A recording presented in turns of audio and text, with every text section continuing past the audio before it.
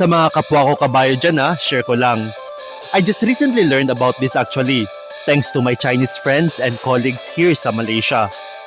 Pagka pala nagkataon na this year is your Ben Mingyan o kapag ang birth zodiac mo ay same sa current year's zodiac like this CNY 2026 na Year of the Horse, generally pala you will be considered unlucky for the year ayon sa Chinese beliefs. Akala ko talaga dati ay kapag zodiac year mo ay ultimate luck mo na, di ba? Pero di pala ganon. It will actually be the year of challenges. Na-offend daw kasi natin ang Grand Duke of Jupiter or God of Age na si Tai Sui. Kapag zodiac mo ang taon, para daw natin siyang kinakalaban. Kaya maraming tests and roadblocks ang ibabato niya sa atin.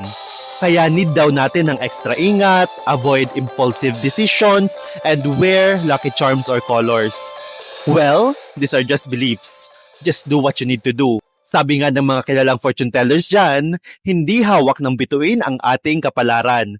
Gabay lamang sila. Meron tayong free will, gamitin natin ito.